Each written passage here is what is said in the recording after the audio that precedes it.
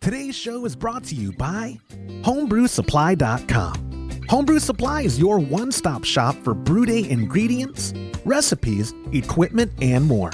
Take advantage of everyday low pricing and everyday flat rate shipping only at homebrewsupply.com.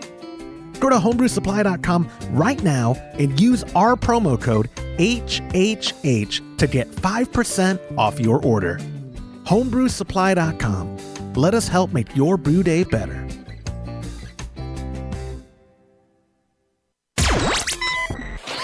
Entertaining shows with content that spreads information and sparks discourse throughout the community.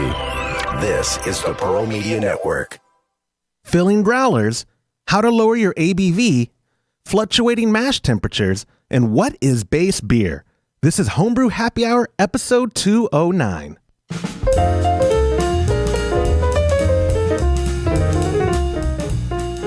Hello and welcome to the Homebrew Happy Hour. This is the show where we supply the answers to your homebrewing questions and discuss all things related to craft beer. If you have a question you would like us to discuss on a future episode, visit homebrewhappyhour.com and click on the submit a question link at the top of the page. Or now you can call or text them in by using 325-305-6107. I am your host, Joshua Stubing. Today I'm joined by the Director of Operations at cmbecker.com down there, Mr. James Carlson, as well as the President and Chief Kegwasher of kegconnection.com. The Dancing Bear is back again, Mr. Todd Burns. Gentlemen, how are y'all doing today?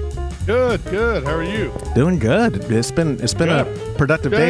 You're not doing good. Don't lie. James is doing the polite good. Like, yeah, good. Can we just get the show done? Hey, James, we've had some computer problems. Yeah.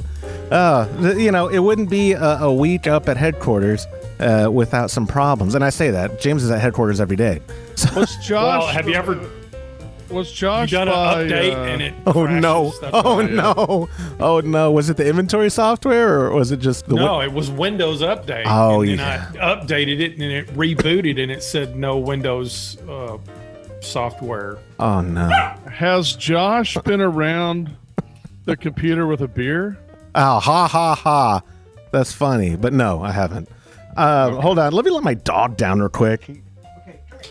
I could go take care of that real quick. All right, we're good. Okay, sorry, my dog is in here. He was asleep until I started jabbering. Anyway, thank y'all so much for joining me for the Homebrew Happy Hour this week. We have a fun-filled episode for y'all. Let me kill the music. We don't need that anymore. We have a little bit of small talk before we get into the show today. We'll start off with James, you did a brew day last week. I think you've done now a Czech dark lager, and last week you did a Czech lager, right? Or what did you brew last week? No, it's kind of a hybrid dunkel. I guess the purists would say you got to put wheat in that, but I didn't use wheat. I kind of wanted to see if I could get away with the body and the sweetness with Caribbean, and not a big wheat brewer anyway, so went with that. I think the last time I checked it, we were at about 1020. It's doing the diacetyl now. And I was talking to Todd, the next batch on top of, now I'm just dumping on top of old yeast. Right. Like I did the last time. And I think I'm just going to do like a light American lager on that and see how it affects going from two dark batches to a light and see how it affects the beer itself. Be interesting. It will be. I've had listeners ask, and they specifically asked about the James Brown lager. Are you keeping notes on these recipes, or are you just... Yeah, I've got everything in my brewing software. We have Patreon members, specifically Patreon members, who have asked for that one, and I thought, I'll see if James can give me his notes, and that'll be a perk of Patreon. You get James's scrap, the recipes that he does from his scrap ingredients. The old, and we obviously can't replicate it, unfortunately, for recipe kits. Like, hey, James, can you let a bag of grains sit around for a little while? And so the story originally, James, is that we thought it had bugs in it, right? Yeah, we had how many pounds? It was one of our first big shipments that we got when we really got serious about ingredients, and it came in and I saw some bugs on a bag, but I didn't realize they were double bagged and then they were sealed up tight. So I panicked and called the malt supplier, and they were like, "Oh, don't send it back. Just throw it away. We'll send you another another shipment. And they did. I mean, really fast. Got to hand it to, I think it was BSG. Yeah, and there were definitely, I mean, there were bugs all over it, crawling all over it, right? So. Right. So I grabbed some Munich malt, I grabbed some Vienna malt, and I grabbed some Pilsen malt.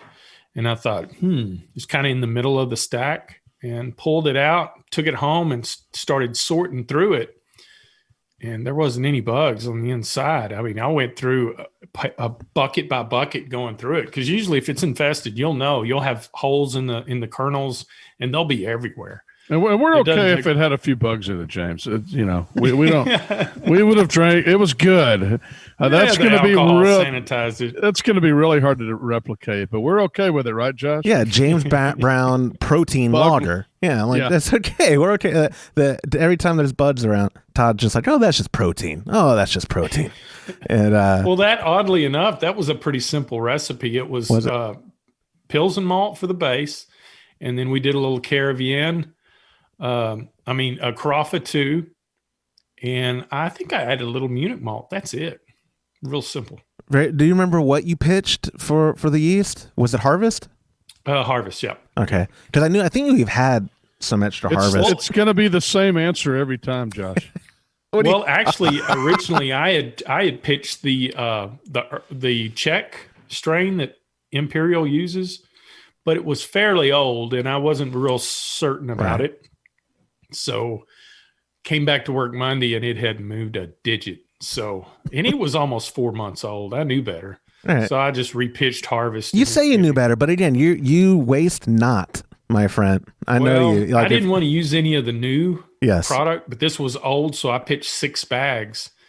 And I thought, 6, if there's anything viable, that'll be enough numbers. It won't take long, but it didn't do anything. And what's funny about his policy, and because you're a gentleman, because Imperial encourages us to use their yeast to where they let us, like, you can use a fresh pack, and they encourage that for our own brews, and they credit us. But you're like, no, let me go find the old one. I know exactly where that's where. I mean, obviously, I don't pack my own yeast, but whenever I get in Joe's ear or whoever's upstairs, I'm like, hey, give me a fresh pack. Hey, give me the freshest pack. Pull from the front. Yeah, pull from the back front of the pile. Well, we have all these orders. Now, listen. Do you know who you're talking to? Pull from the front. No. Speaking of recipe kits, let me segue us right into. There's still time to join our Patreon and get on for this month's recipes, which you have a choice between the Sweet Melt Stout and the Lord of the ESB, which is an ESB. I still have that Sweet Melt Stout on tap with my pop, and I've been safeguarding it and the breakfast stout for as long as possible, because oh my goodness, Mr. Burns, that was you brewed the 15 gallons of that Sweet Melt Stout, and I think you're out of it, or if you're not, all 10 gallons are gone. Yeah, because when I came up no, you get one, James, right? So we had one. Yeah, I still have some on tap. It's so good, isn't it? Like, it turned out phenomenal, and that bread. You know what I've been doing is I still have some of that alt beer, the Horst alt beer. And so I'll put in the glass, I'll put about that much of the milk stout in the bottom, and I'll top it off the rest of it with the alt beer. Really? And it tastes almost exactly like a Schlussel. I can't stop coughing up. Y'all give me 1 minute and talk, and I'm going to get something. Yeah, go for it. So anyways, doesn't he look fat? Oh, he can't hear me. No, my bad. We went here. He walked away, and I was starting to talk bad about him. But I always go for the jugular. I always get real mean. The only saving grace is he's not going to listen to this because he's on it. He always tells me, I don't listen to the episodes I'm on because I've already listened to them. So he's not going to hear that killer impression either. I tried to take a keg of alt home from Todd, and he had already gone through his 5 gallons with his buddies, the first 5 gallons. And so he was like, I don't think I have an extra keg. I was like, oh yeah, because I already put it on tap again. So fortunately, when I was there last week, he had plenty of alt and plenty of I say plenty. They went through half of that keg of breakfast stout, him and his buddies. Wow. Which I understand because it's delicious. Whoever brewed it was phenomenal, but I couldn't believe. Yeah, I could not believe how much breakfast stout that Todd, your buddy, and you went through. But you still had a lot of alt last week. I'm hoping that you have some stuff for me on tap when I come up next week. I have 5 beers right now. What's on tap right now? Then the Christmas beer. I just kegged it last night. I sent you a. It's not really. It's really the lyrics was awesome. Oh. Yeah, I remember I wrote a country and western brewing song last night. I did. I What was remember. it I called? was listening to that Jerry Jeff Walker song, the music. Yeah, it was about forced carbonating. I got drunk again. Forced carbonating. It's a sad country and western song. Yeah, I've already told our Instagram followers we're gonna do another late night jam session live stream for our Patreon, and we'll come up with the tune because I already have it in my head how it'll go. I have a mix between like Jerry Jeff Walker and David Allan Coe, only because you said it's the perfect country western song for homebrewing, but it doesn't say anything about. I gotta write more verses. I gotta put something in about mamas and trains and trucks. Yeah, exactly. So it would have to be a theme of homebrewing. So it would. You're trains. It's got to be boil over. It's really good. It turned out good, but it's strong. I mean, I'm telling you, I forced carbonated. I just got half a glass. I'm a little scared of it this morning after forced carbonating with it yesterday. It's perfectly carbonated now, though. Is that one I can take a growler home full? Because what my plan is now, I'm going to bring you beer. You gave me a beer list actually for commercial beer, and to make an offering to you, so I can take home a growler of that Sierra Nevada clone. Okay. We could talk about that. That means it's not going to happen. Josh, darn it. So yes, back to the Patreon recipes. We talked about last week how we want to do an ESB. Someone needs to brew an ESB soon and have it on tap. I only say someone and point to y'all because y'all have the ability to do the 15 gallons. But I've brewed both of those beers before. Both of those beers are excellent. Both of them. I mean, they're really probably two of my favorite all-time beers. That ESB and that sweet stout, or we call it we call it a sweet stout on the side, but I always call it a milk stout. I don't know why we don't call it a milk stout. The recipe, I think it's Lorena's, and it says in the description, sweet stouts are common vernacular as milk stout, but the actual recipe name, they call it a sweet milk stout. So it's kind of redundant. But either way, it's very left-hand-ish in its finish. Like that's what I think I like about it so much. And I think it would have been great. We've talked about this forever. Like, we're gonna do nitro at your place, Todd, and we're gonna get. I have to take those taints home with me. You have to remind me to take home those nitro cylinders so I can get them filled here in town. Since you don't have a source there, you see how I threw the responsibility to you to remind me. Yeah. Deja vu, right? It feels. I wasn't really listening. So. Oh, whatever. Golly, you're annoying. Oh, and then real quick before we get into the show's questions, just before we got on this Zoom call, YouTube emailed me and they say, we've been going through your channel's content and we've determined y'all violate community guidelines and you are not you are not appropriate for young audiences, and so we're age restricting your channel. Like going forward, they're gonna start age restricting our content. It was a warning, and they some of the crap that they put on that's not age restricted. That is just isn't that hilarious? So they're like, if we go through with this, because they're doing it right now, they're doing it by certain videos, and I've gotten like 15 emails on different videos, and so basically it's like, we're getting to the point where we're just gonna do your whole channel. You have to be logged in. And you have to verify your age before you can ever watch a Homebrew Happy Hour again. I think it's because of our curse potty mouth. I think that's what it is. We curse so much. No. It has to be because it's a show about beer, maybe. But we don't. Well, as Todd was drinking his beer, but I don't know if they don't get. What bothers me is they don't give you an explanation. They just say you violate our community guidelines. Click here and read it. And the 10 pages of it. I read it all and I was like, I can kind of string together how we violate it, but I also can't. And like you said, James, compared to other content that I see on YouTube that is when not. you have a monopoly, you can pretty much do anything you want to do. So we're going to start Homebrew Happy Hour tube.com. And it'll just be our degenerate videos. No, we're gonna figure it out. I appealed every video, and they said, "What is your reason for appealing?" And I hope a real person reads it because I had some good responses. If it's just let me describe that. If it's just a robot reading it, they're not going to get my humor. If it's a human reading it, they might not get my humor. But I'm hoping that I get to talk to someone. But anyway, I thought that was hilarious because right before the Zoom, I was reading it. I was like, what is it? This is going to be a scam. But what's the scam? And I hovered over the link, and sure enough, it was a YouTube official link. So I click it, and they're like, would you like to appeal? This, it's not a strike yet on your channel, but we are leaning towards age restricting your entire channel. And I was like, well, if they age restrict us, I'm going to start doing the show topless. I mean, I'm going to find reasons to be mature. I won't really, because I have body image issues. But anyway, Todd, you look like you're having a fun time listening to that cool story. So I'm going to get into the questions, starting with the first one from our buddy Tyler, who texted it in using our hotline at 325-305-61. Wait. I think we should mention that nobody has actually read any of these questions today. Well, I did. James is usually really good about that. I'm not good at it at all. So we're really going to shoot from the hip today, right, James? Yep, I'm reading them now. James Damn it, James.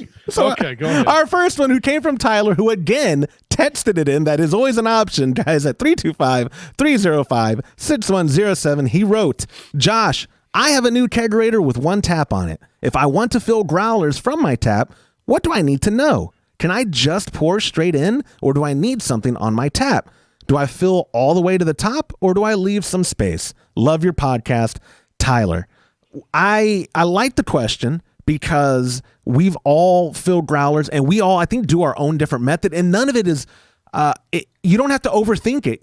There is products ranging with where like they make growler filler stuff, or I think, Todd, don't you just put tubing over your faucet and put it in the bottom of the, right, James, you too, but Todd, isn't that how you do it? That's all I do. Yep. I just pour it in. I use a piece of silicone tubing. Just shove it on the end of the faucet, open it up, stick it in the growler.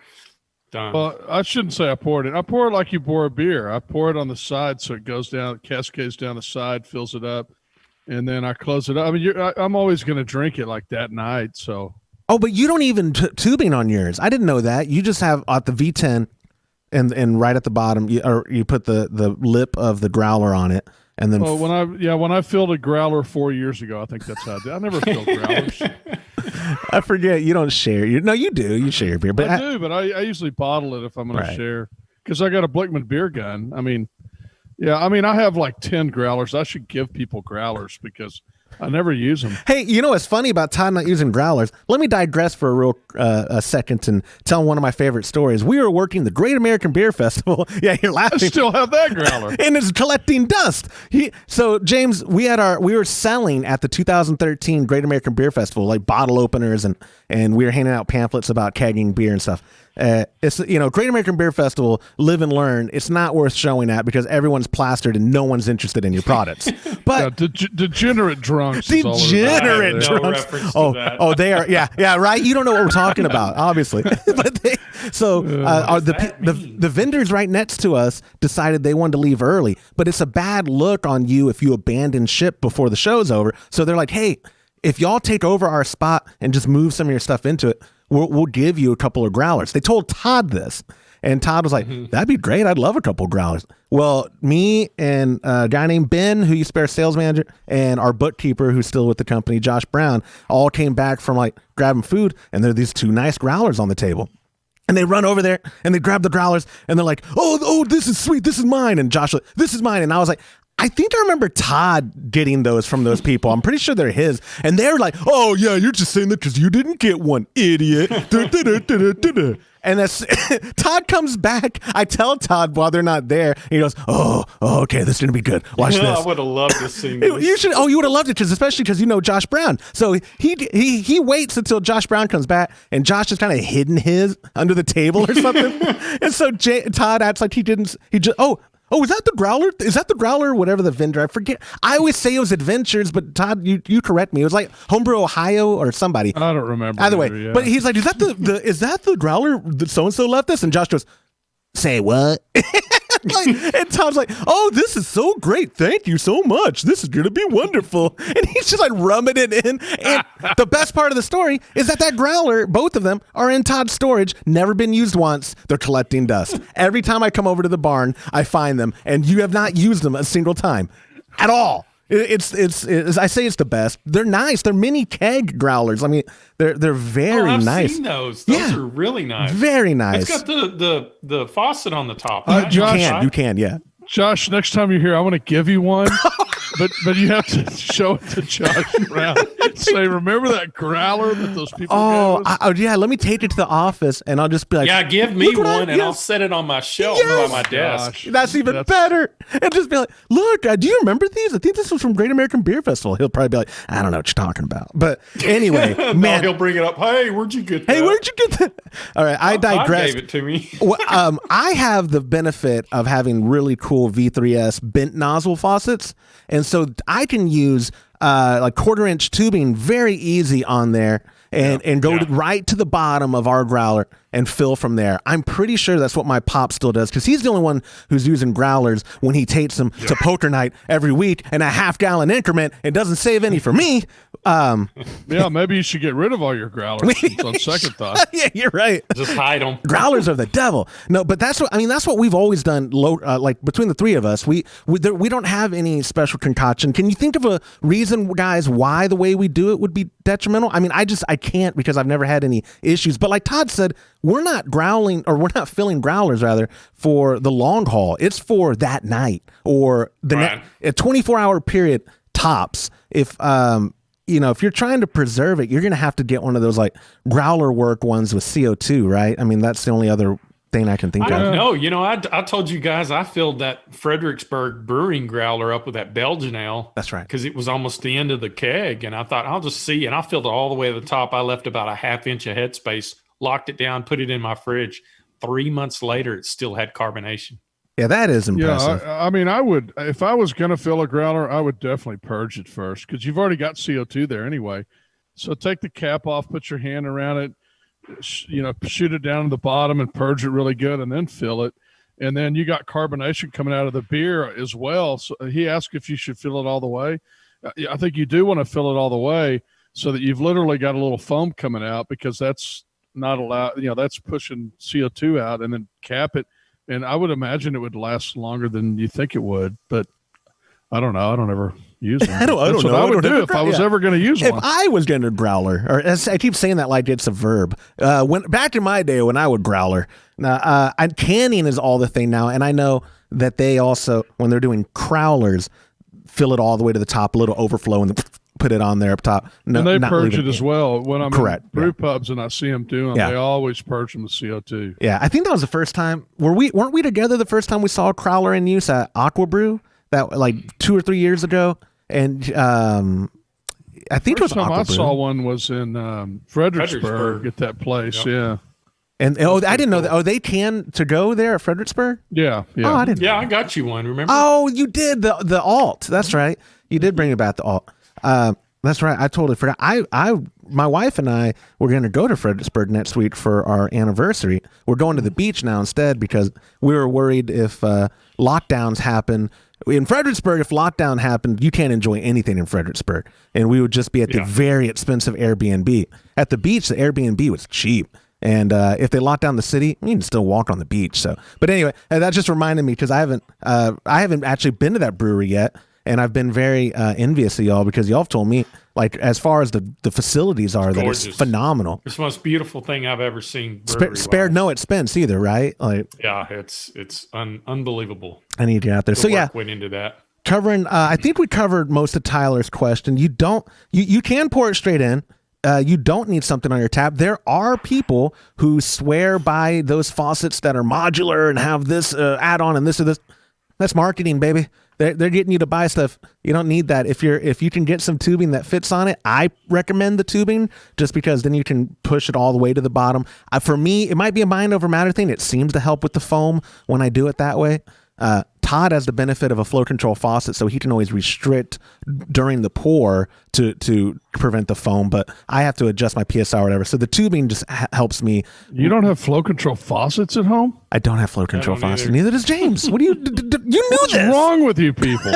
I have to have a shank that long. Listen, they're not cheap. You have a shank that long. We have. You need how many faucets do you have at home? 3. Well, you need 3 shanks on tomorrow, and you need to change over to flow control. I agree, James. You run CM Becker. You got to have flow control. Well, not only that though. It's a non-negotiable. See, my excuse is that I don't even have the trunk line upstairs. Do you really? Go ahead.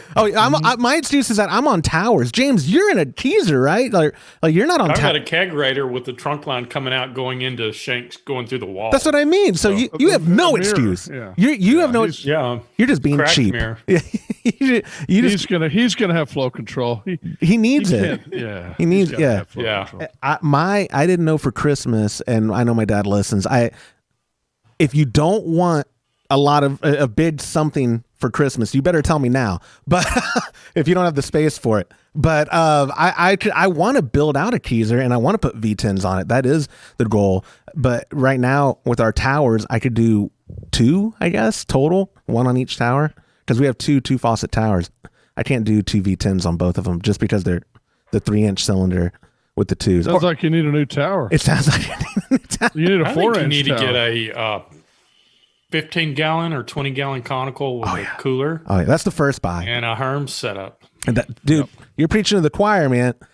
I've told him about the Herm setup, and he's like, I want to figure out how to do this spite solo. I was like, Dad, it's the prototype. It's not our fault. It's not our fault. He thinks we're idiots that we can't figure it out. It's not mutually exclusive that we can be idiots not figuring it out. But it's the prototype, man. It's the live and learn. I'll take it back. I don't think your dad's an idiot. I just want to say that.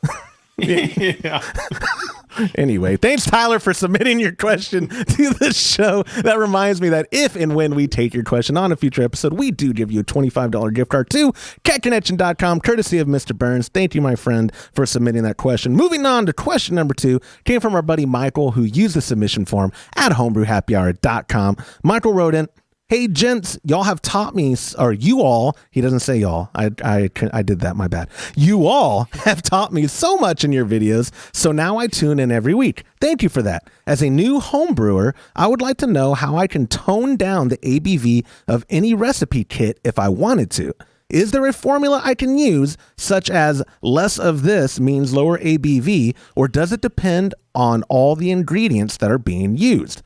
I don't know why you'd want to lower your ABV if you're trying to create a sessionable version of a beer, maybe, or some people are trying to curb their intake of alcohol. I know that the alcohol-free movement seems to be growing a lot in our country. I get targeted ads all the time for some brewing company called Athletic. I don't know if y'all see those ads where they have they're all. No, they don't target me. I'm surprised they're not like, hey man, curb your drinking. Todd's like, I don't need that ad. I don't need that negativity in my life. But James, I'm gonna throw it to you. Is there a sure true way? Oh yeah, download Brewer's Friend, and then go ahead and plug in the recipe in like you're creating the recipe. Plug in the ingredients, the fermentables, and then you can just increase your batch size. And that's one way of doing it. Another way would be if you would have to have the ingredients separated, and then you would have to reduce the kit size. If you only had a 5-gallon, the capability of doing a 5-gallon batch, and you got a 5-gallon kit that's 5.5, and you want to go 4.5.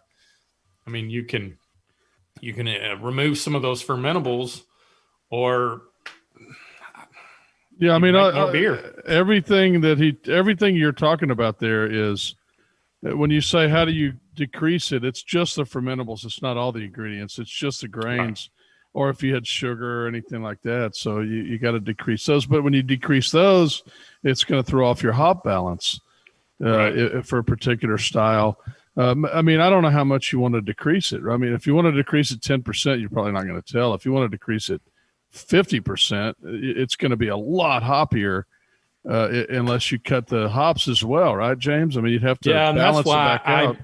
That's why I mentioned a brewing software, because what you can do is it'll compensate for those losses, and it'll tell you where you need to take ingredients away, including hops. So if you're wanting to do a bigger batch, it'll tell you how much more hops you'll need, or at least it'll tell you the IBU difference if you tweak that batch for lower alcohol.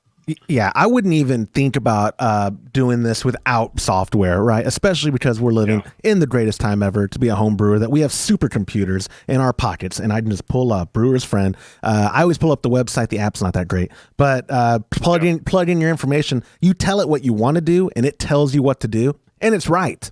I mean, we're and like, you know what else you could do? You could most kits online, they'll give you the grain bill. You can plug that grain bill in, and then you can scale it down or up for alcohol. And then you can order that kit online through Brewer's Friend, can't you? Correct. Oh yeah. Mm-hmm. And even your recipes. So they have the recipe builder. So what's probably going to happen with Michael, as it does happen with many of brewers who, myself excluded, because I have James Carlson's recipes and Lorena's recipes, so I don't ever have to make my own. But what usually happens when people want to tweet something, they get a kit, they learn about why that the stuff was used in that kit, and then they start building their own recipe based off that and other research they do to accomplish what they want. And a lot of the times that process is made a lot easier using a software like Brewer's Friend, to where you can, either start with a recipe that's already on the site, or you can tell it, these are the ingredients I'm going to use. Here's what I want to yield. I think you can even tell it, I want to yield this ABV, and it'll be like, okay, do this, and just computes it out all there. The calculations. So it'll scale up, it'll scale down. And the coolest thing too is once you're on there and you make your recipe, you could buy a recipe, and it shoots you over to homebrewsupply.com, and it fills up your cart with with everything you need in the recipe, and then you can check out right there. It's super cool. What is their developer's name? It's Josh. That's right, not me. Smarter Josh. We'll call him Smart Josh. They've done cool things with Brewer's Friend. I appreciate it. We keep talking about them. I have to disclaim to everybody, they don't give us money. I wish I've been talking to Lorena about advertising forever, and I think she is smarter than us, because she goes, y'all talk about us all the time anyway. Why do we want to give you money? But why should I have to pay for something that's free? You do it. Yeah, I'm surprised that Imperial's as supportive about our Patreon as they are, because we're like, we talk about you every show. Like, look at James's hat today.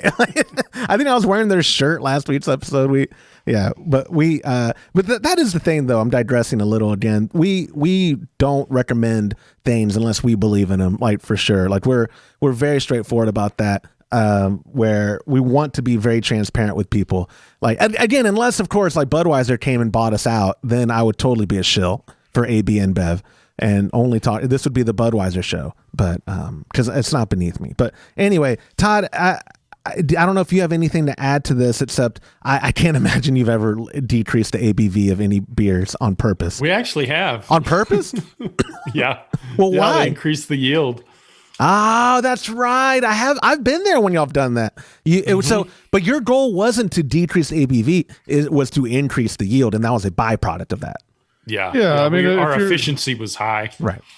If you're brewing 15 gallons, or you're brewing a batch that you think's going to be 16 gallons, and something cuts short, and you have to add a gallon back in, or take it to 17 because it's just the efficiency's so high.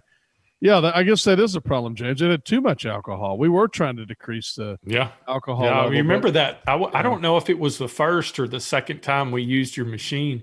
It was like crazy efficient that day. Yeah. And we actually ended up adding a couple of gallons more to it to get it back where we wanted it to be. And you think about that, a couple gallons on the one that big is just barely more than 10%. It's not much. I mean, I think if you stay within the 10-15% mark, you're not going to see a enormous difference in taste. But I do think that if you're trying to brew a beer with less alcohol, the easier thing to do to me would be to pick a recipe that just has lower alcohol. I mean, I can think of a lot of them. What's the British, the bitter? A bitter has like 3 something. Also the Guinness clone is the Guinness clone. Mm-hmm. So there's quite a few beers, and there's other styles as well that have low alcohol already. We've brewed a lot of Kolsch's that are 4.5%, well within the range of a Kolsch, right, James? So yeah, I did. I bumped up to, I want to say 19, almost 20 gallons of Kolsch, because efficiency was up, and I ended up with like 4.3% alcohol by volume, and the Kolsch tasted great.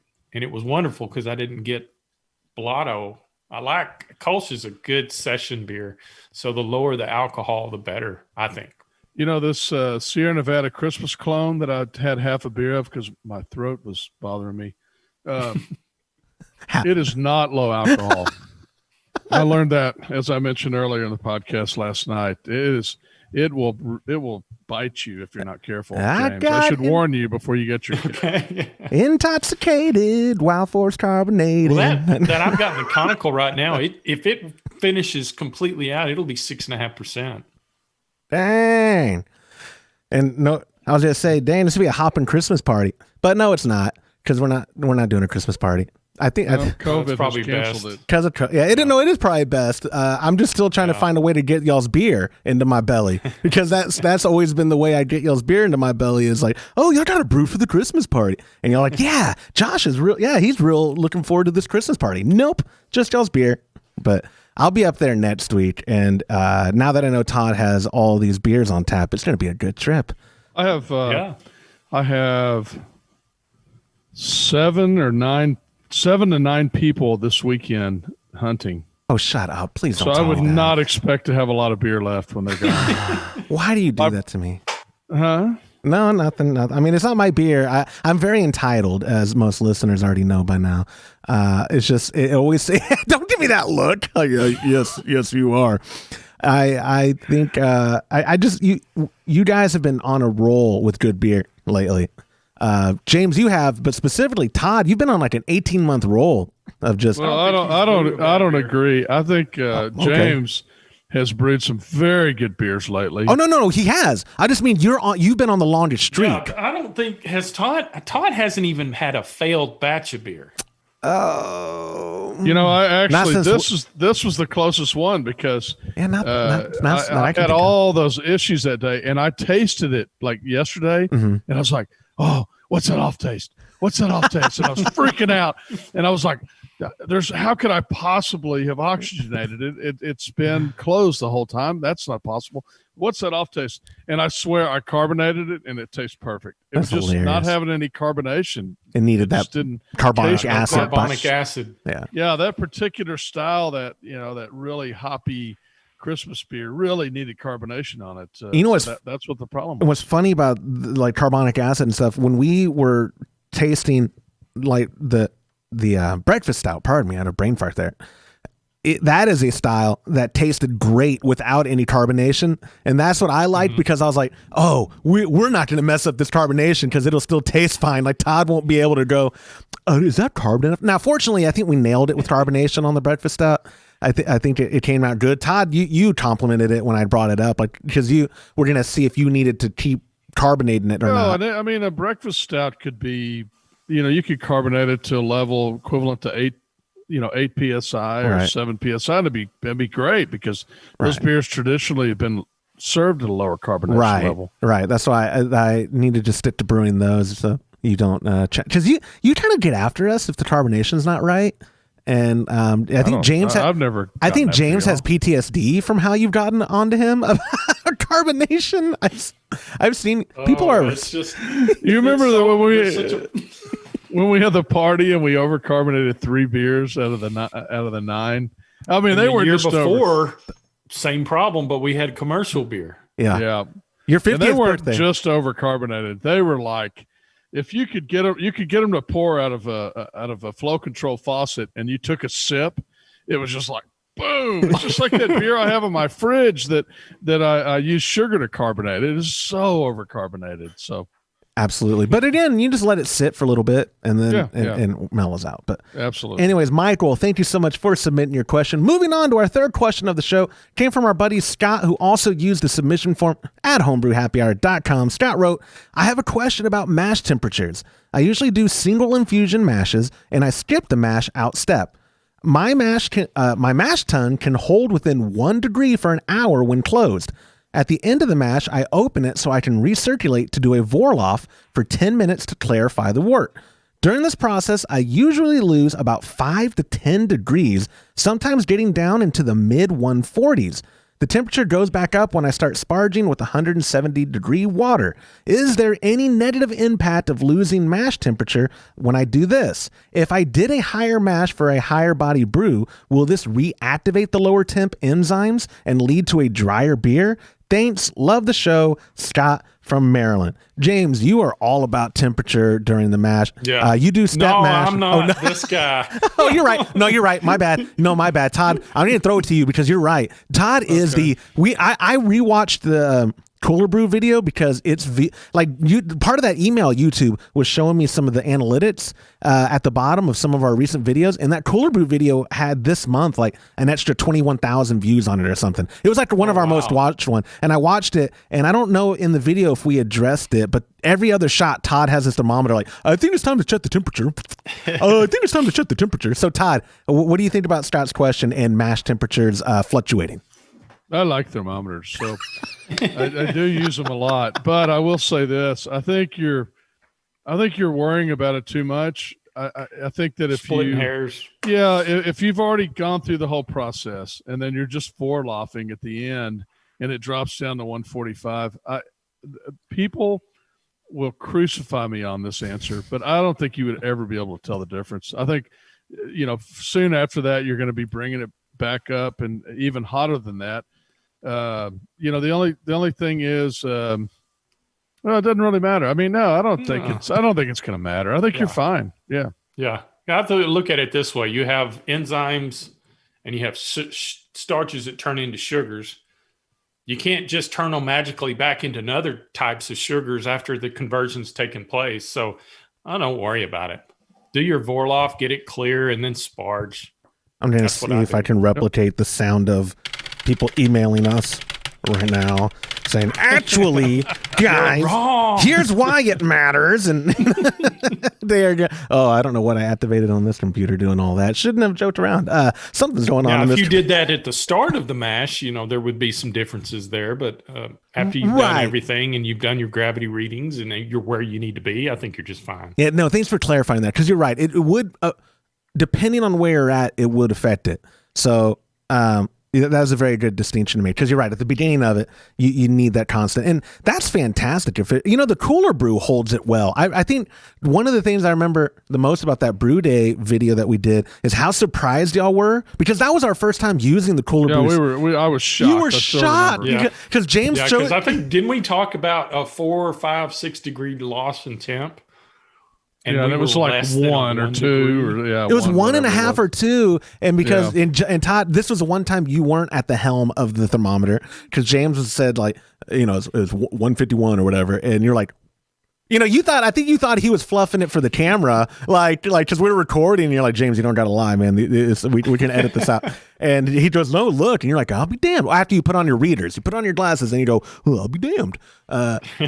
You didn't believe it. And that's one thing I was telling my pop when we've been doing these electric brewing with the Foundry. It's a good piece of equipment, and the Spite Solo prototype. We've had our issues, but I love the Cooler Brew. That is so much fun to brew on that. Yeah, it feels very much. It feels more involved, and you got more accomplished. Yeah. You know what I mean? And it's terribly easy to clean too. Like it's not a hassle doing it. Oh gosh, I didn't even think about that. The cleanup after. Oh yeah. I'm gonna try to convince him our next brew day. Well, I say that I'm not gonna convince him. He's dead set on getting the Spite Solo done correctly, and then he'll move on. So I just have to. I think he'll do it. I mean, I think that the two of you will do it. It should work fine. It's just you got to get used to it, and I agree. Work fine. Yeah. Different way of brewing too. I agree. But the issue though, remember, is the basket, the prototype basket isn't. It's having issues getting all the way into the water, and the false bottom was letting grains go to it's too big. The slits are, or pardon me, it's too small. So it was stuck mash. And then it's a headache when you have to babysit it the whole time during the mash process, where you're having to be very active because recirculation's not working because no liquids coming through for you to be able to. So thank goodness for R&D because they fixed that problem. I was going to say, exactly. That's why I keep qualifying it with this is the prototype because it's not. Why don't you just, couldn't we update it? Oh, yeah, we can't. But again, my dad, I told him, I was like, Ryan over there, look, the guys at Spite are phenomenal dudes. We love them. They're very good and easy to work with. And I was like, Dad, Ryan, he'll charge me what it costs or whatever, and he'll ship me one. It'll be, no, we're going to fix this one. So like my dad's like, I'll fabricate some holes on the side of the basket or whatever. Like, all right, man, whatever. You're going to do it. Scott, I have total faith in you. Total faith He's in retired. What else can he do? And Igor, your assistant. Well, I was going to say, he knows that I have all the best intentions, but I'm still, my aquaponic thing's still on his outside basketball court because I haven't gone to the store yet. Their COVID hours have been weird. That's my excuse. I haven't gone there. So if I tell him like, Dad, let's do this project, he knows I'm not good for it. I'm going to flake out on it. But you mean I did all that work and it's still sitting on the porch? All that work. I feel bad because I think we killed your soil for the rest of eternity. And thank God it's just caliche or whatever, where we dumped that whatever chemical was. It was a sanitizer, I swear. It smelled just like sanitizer. Yeah, it could have killed your dog. Except it was like gel. It was so concentrated. Todd puts his hands under it as it's pouring, and like my hand starts to. He's like, I can see my bones. That's clean. All right. Next question. Yeah. So let me get on. So let me actually wrap up his question, or just to make sure we cover it all. Like Todd said, you don't have to overthink it.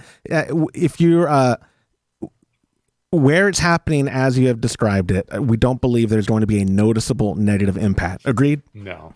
Yeah. And there's not enough time in just the few minutes that it drops that it could be anything that, in my humble opinion, qualify that. I think you're just fine. Yeah. No, James, the scientist and qualified engineer, is not. So yes, Scott, thank you so much for submitting your question. Moving on to the final question of this week's show, came from our buddy Randy, who also used the submission form at homebrewhappyhour.com. Randy wrote in, longtime fan, first time caller. I hope you all had a good Thanksgiving down there in Texas.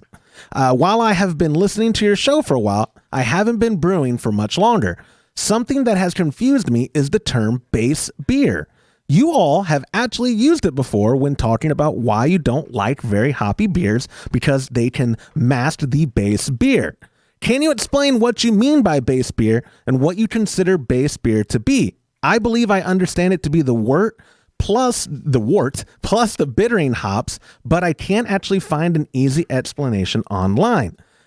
James, he's right. We do one of the, it's not a complaints, but critique we have sometimes on very hoppy beers is that, sometimes hops are used to mask a bad beer, but I don't think base beer, but it can also cover up the base malts right in the recipe that you kind of want to shine through. And maybe that's what he's talking about. And that's what I say. Let's talk about the two things I could think of was, like when I use the term or when we've used it, I think the context we're referring to is maybe a poor fermentation is what we usually kind of refer to, where like Kolschweizen I had, if I would have quadruple dry hopped it, it may have masked those esters that showed up in my Kolsch, if even only for temporary, because obviously the aroma hops are going to fade over time.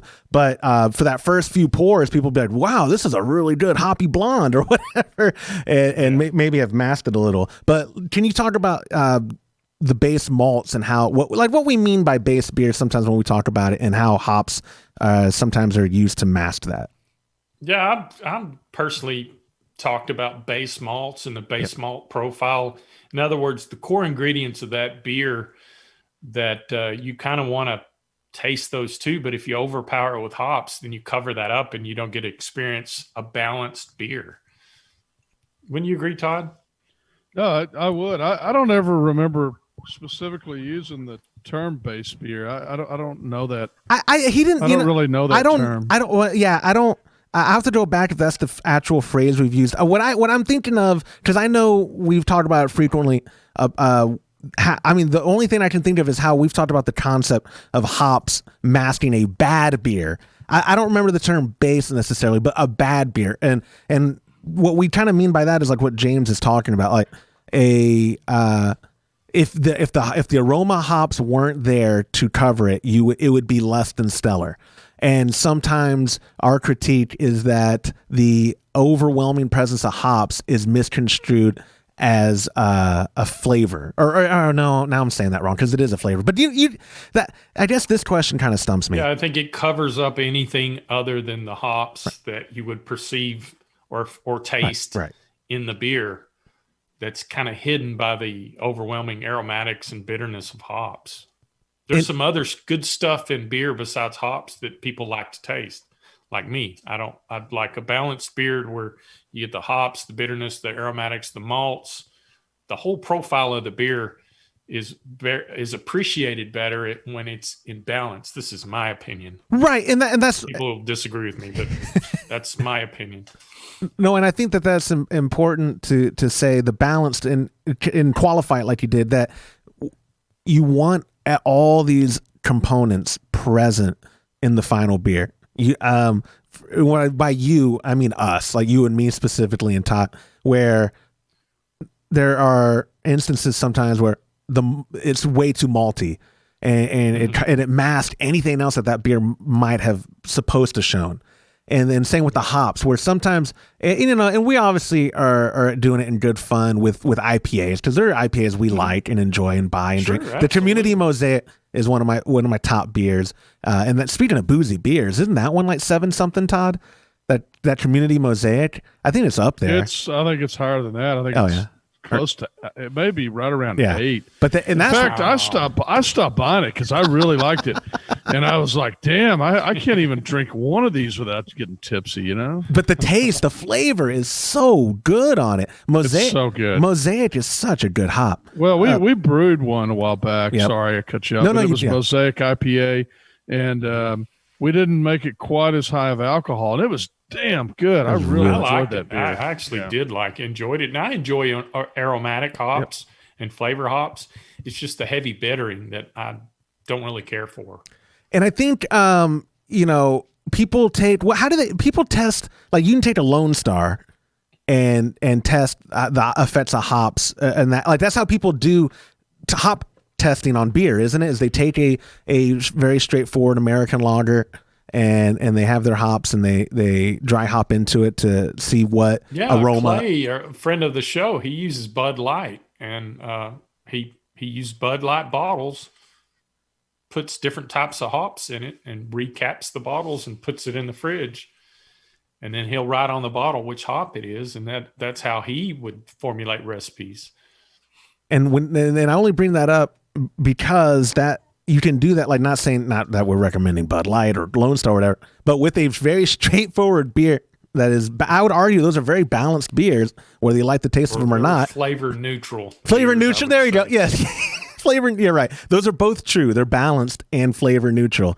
But with the balanced beer, you can do that because you'll know the only thing that you're tasting now new is what was added to it in those hops, not bringing out anything that was in the malt or whatever, because you have a baseline understanding of the beer. And I think that's like for you, James, that's why you like, lagers, why we all like German beers so much, is because most German beers, not most, I think all German beers are very straightforward and easy to understand for dolts like us. Like there's not a whole lot going on in a German lager, and that's what's brilliant. Or like the Kolsch or the alt beer. And that's what we also think is maybe why they're so difficult to perfect, because you can't mess up any stage of the brew day to get that consistent, Kolsch crispness. Or what were you going to add, Todd? I can see you.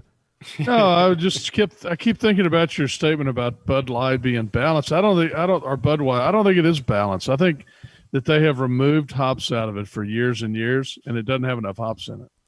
Okay. That's a flavor neutral beer. Okay. Todd, define balance. It's been designed to belt down one after another. Yeah. No. Okay. It's too sweet. It's too sweet. I haven't had one. Have enough hops to balance it back out. And when they brewed it originally, it had more hops in it. They admit, there was a big article about it a while back in the Wall Street Journal. I think it was.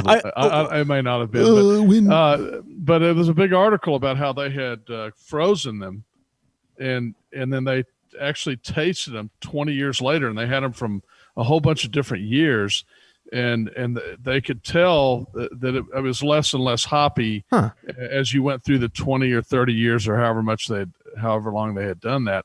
So I would say that it's not balanced because they've just taken too much of the hops out. Okay. And to make it more drinkable, which, going back to what James said, is the neutral. It has no taste, so people drink it. And there you go. Maybe I, and I'm not going to edit it out because that's going to be so much editing. I'm just going to look like the idiot. I conflated flavorless with balance, because you're right, that I shouldn't have. That's not what we mean by balance, because obviously Frukolsch, I would argue, is an extremely balanced beer, and it's definitely not flavorless. I don't want people thinking that when they drink it, that it's just, I might as well be drinking water. Because you're right, that's why people call Budweiser, might as well be drinking piss. Because it's flavorless, right? It's not. Piss would have more flavor, or at least mine would. A lot of asparagus in my diet. Well, like a good example would be like a German lager. Right. To me, that's a definition of a beer.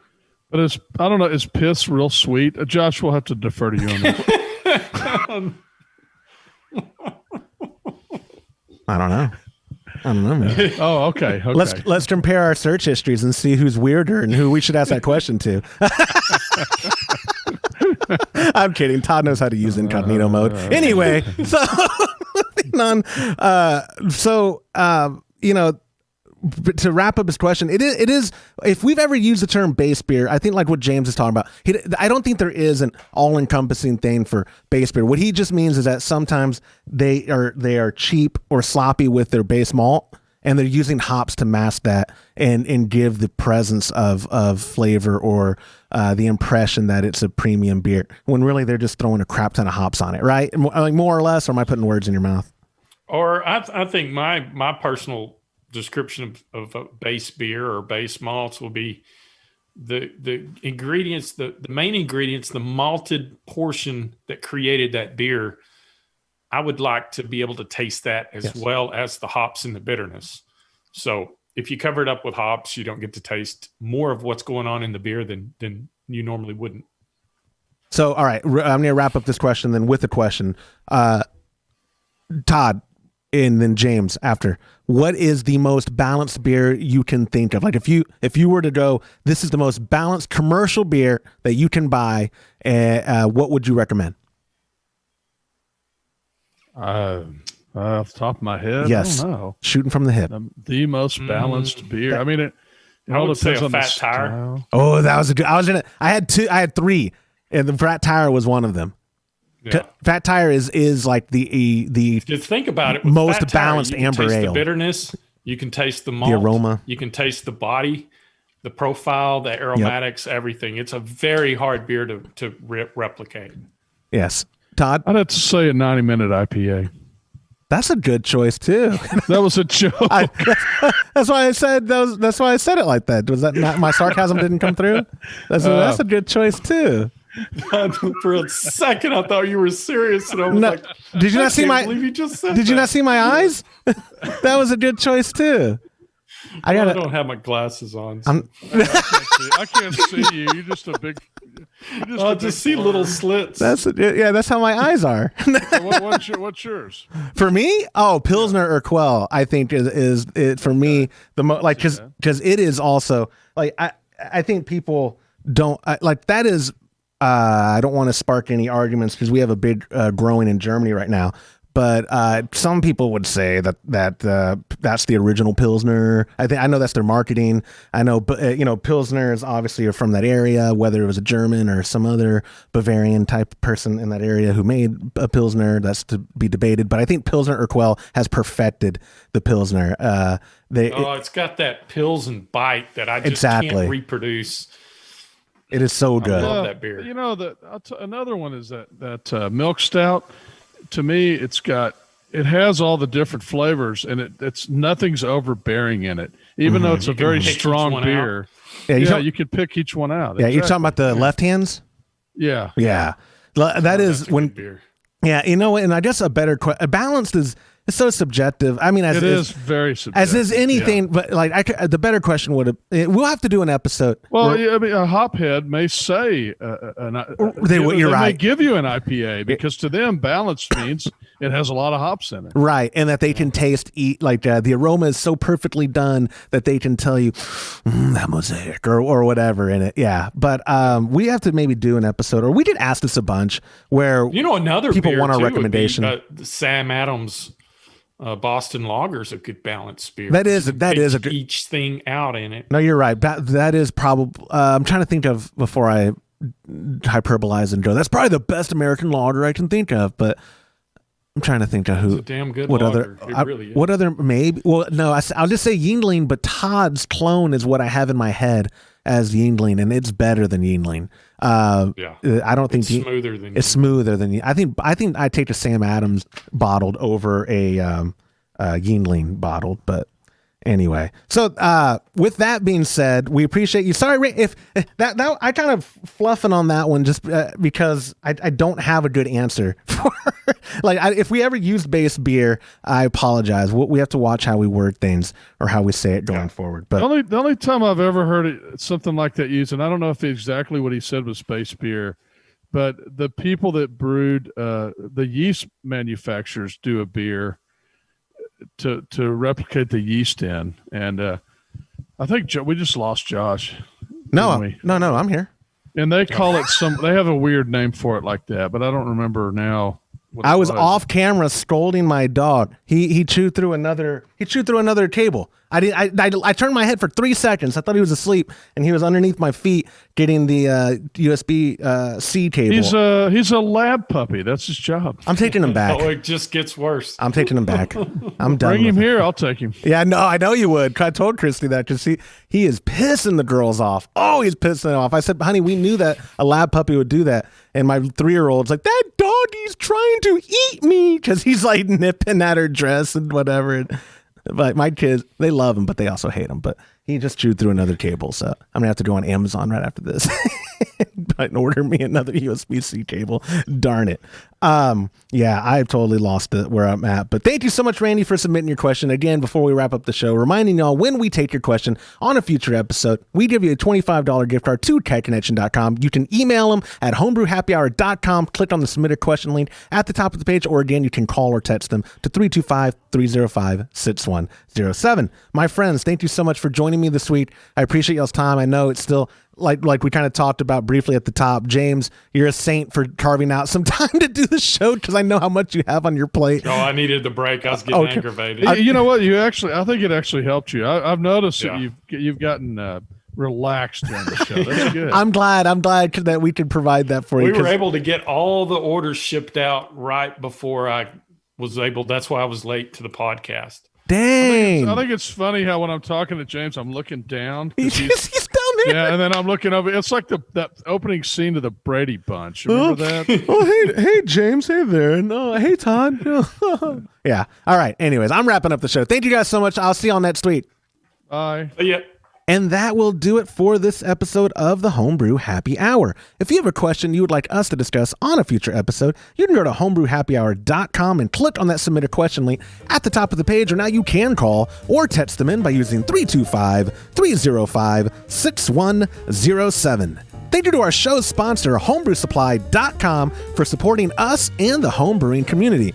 Enjoy 15% off site-wide right now through the end of the month at homebrewsupply.com, plus their $9.95 low flat rate shipping. No promo code is needed. Go to homebrewsupply.com right now and enjoy the deals. On behalf of Todd Burns, James Carlson, and the Pearl Media Network, I'm Joshua Stubing. Thank you for listening.